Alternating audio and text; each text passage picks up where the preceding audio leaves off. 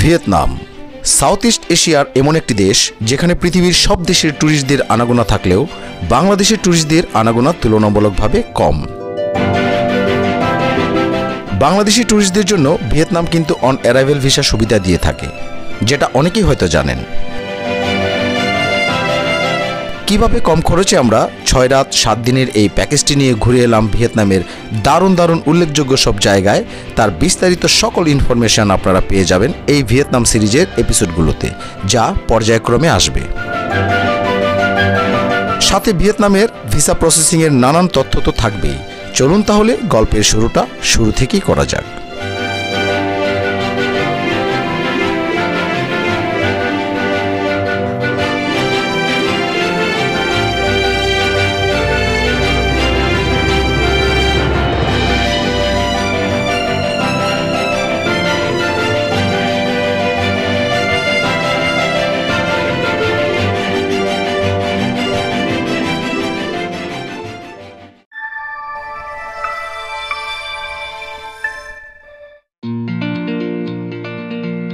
Hello বন্ধুরা, কেমন আছেন সবাই? নিশ্চয়ই ভালো আছেন। Welcome to my channel Sanjay সফর বিডি। ভিয়েতনাম সিরিজের এপিসোড 1-এ সবাইকে স্বাগতম। সো আজকের ভিডিওতে আমরা কিন্তু যাচ্ছি ঢাকা থেকে ভিয়েতনামের রাজধানী হ্যানয়তে। ভিয়েতনাম নিয়ে আমরা খুবই এক্সাইটেড। ও বলে রাখা ভালো, আজকের ভ্রমণ সঙ্গী হিসেবে থাকবে যথারীতি আমার পরিবার। এখন আমরা আপাতত আমাদের বাসা থেকে ঢাকা এয়ারপোর্টের দিকে যাচ্ছি। চলুন এয়ারপোর্টের দিকে যাওয়া যাক। A few moments later. Finally আমরা ঢাকার শাহজালাল ইন্টারন্যাশনাল এয়ারপোর্টে চলে এসেছি। তো এখন বাজে ঘড়িতে রাত 9:10 আর আমাদের ফ্লাইট হচ্ছে রাত 11:55। দ্যাটস মিন আমাদের হাতে মাত্র 2.5 ঘন্টার মতো সময় আছে। বন্ধুরা, ইতিমধ্যে আমাদের চেক ইন, বোর্ডিং পাস এবং ইমিগ্রেশন সব কমপ্লিট করে এখন আমরা বলাকা লাউঞ্জে ফ্রি খাবার খেতে ঢুকে গেলাম। এয়ারপোর্টের এই লাউঞ্জগুলো সাধারণত বিভিন্ন ব্যাংকের তত্ত্বাবধানে হয়ে থাকে। যে সকল গ্রাহকরা বিভিন্ন ব্যাংকের কার্ড ইউজ করে থাকেন তাদের জন্য এই লাউঞ্জ সুবিধে এই এয়ারপোর্টেই। এই এয়ারপোর্টে অনেকগুলো লাউঞ্জ আছে। এক এক লাউঞ্জ এক এক ব্যাংকের অধীনে হয়ে থাকে। আপনারা যদি কোনো ব্যাংকের ক্রেডিট কার্ড ইউজ করে থাকেন তাহলে উক্ত ব্যাংকের কাস্টমার কেয়ারে যোগাযোগ করে জেনে নিতে পারেন আপনাদের নির্ধারিত লাউঞ্জ কোনটি।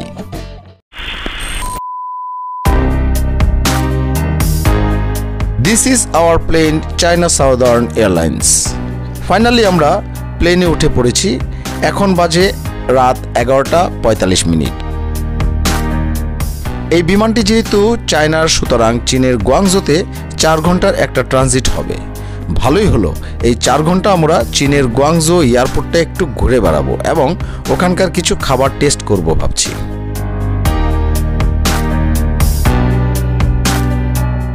সঠিক সময়ে আমাদের বিমানটি ছেড়ে গুয়াংজো পৌঁছাতে সময় লেগেছিল 3 ঘন্টা 35 মিনিটের মতো। আমরা কিন্তু এই চায়না সাউদার্ন এয়ারলাইন্সে for the very first time travel করছি। লেগ স্পেস মোটামুটি ভালোই ছিল, উইন্ডো গ্লাস ক্লিয়ার। ইকোনমিতে ফ্লাই করেও আমাদের সিটগুলো ভালোই মনে হচ্ছে। Feel the gravity pull and it keeps me away. I would rather be here, lonely in space. I've made up my mind, I just wanna be free. I live my own life in a new galaxy.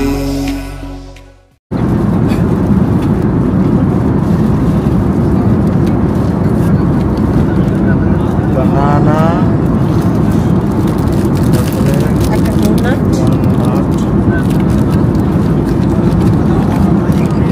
spoonful jam, biscuit, jelly. Okay. Which is this? Oh, hot noodles, right? अच्छा जब पूरा तो ना अंतर पूरा ना पुरुष से ताकि क्या बोले तो बोलो कौन रहा तुम्हारे ची हाँ देखते तो दूसरे ओ noodles में बहुत सिला আচ্ছা ঠিক আছে।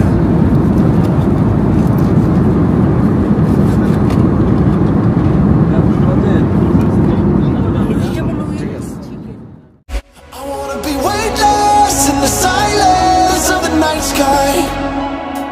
I wanna free fall into nothing at all. I'm taking the moment, starting all over. Wanna be free and live my own life in new days. খেয়ে তো দেখো তো কেমন বলো তো, তিনটা খেতে ভয় লাগতেছে। না না খেয়ে দেখো, সমস্যা নেই।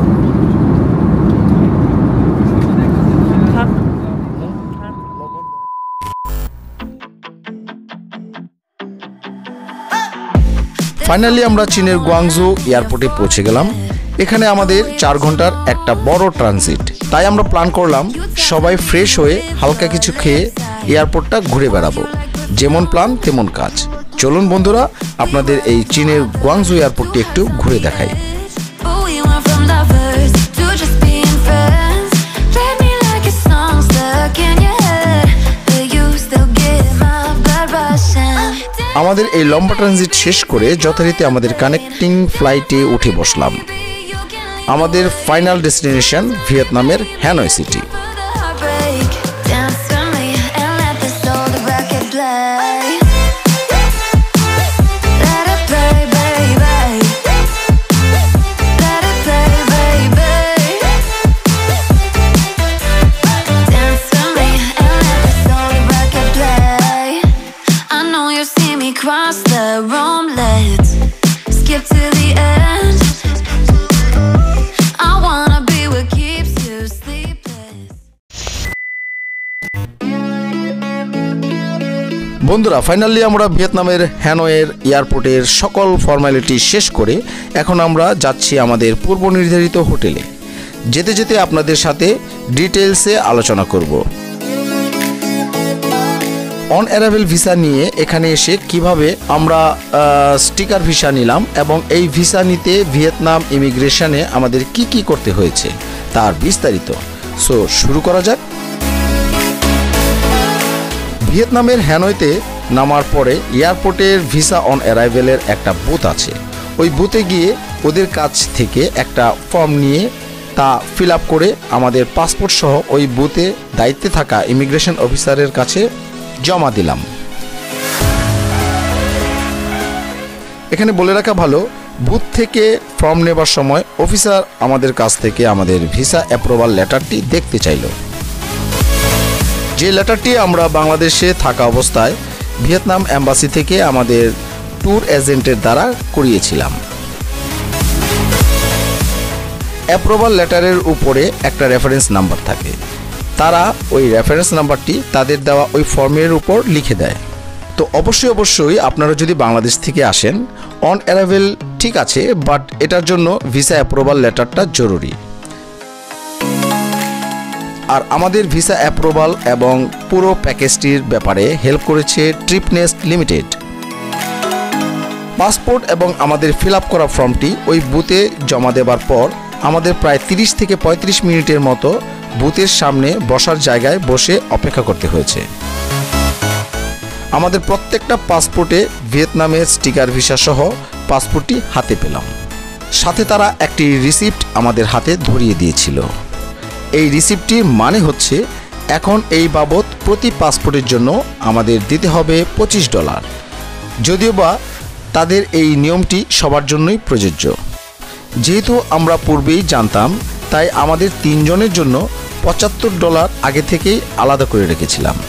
আপনারা চাইলে থাইল্যান্ডের বাথ অথবা চায়নার ইয়েনের মাধ্যমেও তা পরিশোধ করতে পারেন। এই স্টিকার ভিসা করতে আপনার পাসপোর্ট সাইজের 1 কপি ছবি ওই ফর্মের সাথে জমা দিতে হবে। ভুলবশত যদি কারো ছবি না থাকে তাহলে তাকে $2 পে করতে হবে বুথে থাকা ওই ইমিগ্রেশন অফিসারকে, তাও আবার প্রত্যেক পাসপোর্টের জন্য। তো এই ছিল মোটামুটি ভিসার কাহিনী। ভিসা প্রসেস শেষ করে ইমিগ্রেশনের লম্বা লাইন পাড়ি দিয়ে আমাদের লাগেজ কালেক্ট করতে টোটাল এয়ারপোর্টে সময় লেগে গিয়েছিল অলমোস্ট 1.5 ঘন্টার মতো, যা আমাদের একটু হেসেল হয়ে গেছে। এনিওয়ে, এয়ারপোর্টের সব ঝামেলা শেষ করে বাইরে এসে দেখি আমাদের গাড়ি সেই অনেকক্ষণ ধরে ওয়েট করছিল। এখানে বলে রাখা ভালো, এই কার ফ্যাসিলিটি থেকে শুরু করে যাবতীয় আমাদের ঘোরাঘুরি, হোটেল বুকিং, এয়ার টিকিট সব কিছুর দায়িত্ব দিয়ে রেখেছিলাম ট্রিপনেস লিমিটেডের উপর, যার জন্যে আমাদের এই সফরটিতে কোনো রকম ভোগান্তিতে পড়তে হয়নি। ট্রিপনেস লিমিটেডের নাম্বার এবং ডিটেলস আপনারা এই ভিডিওর ডেসক্রিপশন বক্সে পেয়ে যাবেন। বন্ধুরা, এবার আসি মানি এক্সচেঞ্জ বিষয় নিয়ে।